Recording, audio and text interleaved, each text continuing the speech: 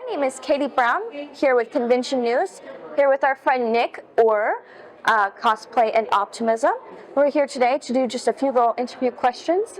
How are you today? Yeah, I'm doing very well. How are you? I'm doing fantastic. Awesome. So, how long have you been doing panels? Yeah, so I did my first panel back in, I think it was 2018, but it was just super just like off the cuff in character thing. Oh, gotcha. And then this year I've been at like so many different cons, and I've done about 7 different conventions, I think, with different panels this year. Got you. Okay. What was your very first panel? So my very first panel that I'm actually like taking like claim for as far as like being the facilitator was cosplay and mental health. Gotcha. And I really put that together because as a mental health therapist and cosplayer of 12 years myself, I was like, there's a lot of therapeutic benefits here that nobody's talking about. Got you. So, what can we kind of see next with your panels? Yeah.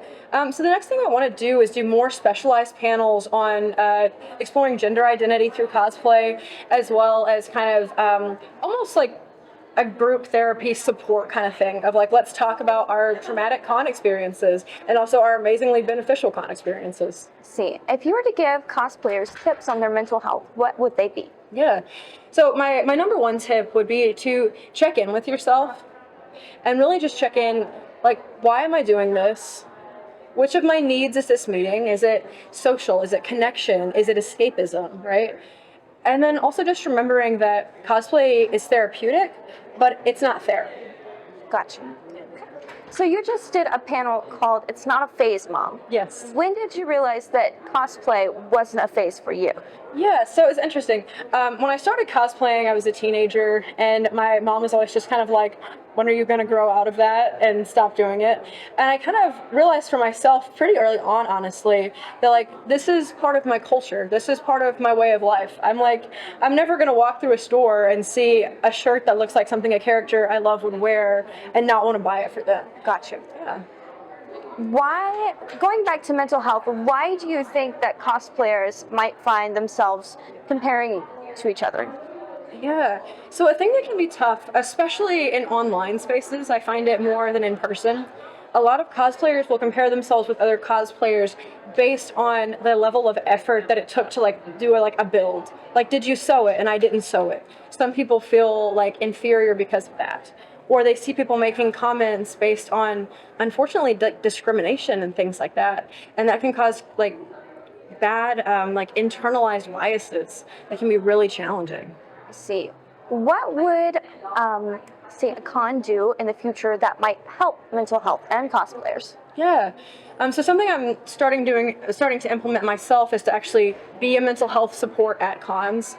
I'm starting to have tables where I provide resources for the suicide hotline, trans hotline, and as well as resources on how to find a therapist. But the main thing cons can do is have places such as a sensory room, things like that. Be able to accommodate people who might be getting overwhelmed, things of that nature.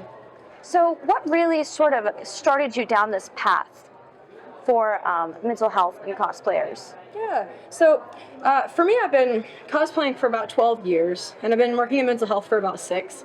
And I was like, realistically, I've done a longitudinal study of the impact of cosplay on my own mental health, as well as my friends and the people I've been around. And so I was like, these two are intrinsically connected. I see. Okay. So, is there maybe a different type of panel that you'd like to do in the future, or are you going to strictly stay mental health? I want to say mental health, but I also very much want to venture more into talking about gender and self-exploration in general. And then if I had to go a little bit broader than that, I would also just go con safety in general and how to have the most enjoyable con and not fall into traps and things that can be potentially traumatic. See, is there a particular cosplay that you have that makes you feel safest? Makes me feel the safest. One of my favorites is just, I cosplay Riddler from the Gotham TV show. And just the green suit, it's my favorite color. I don't typically wear a lot of makeup. I don't wear a wig. I put the bowler hat on and the suit. And I feel so comfortable and so dapper, and it's really fun for me. I see.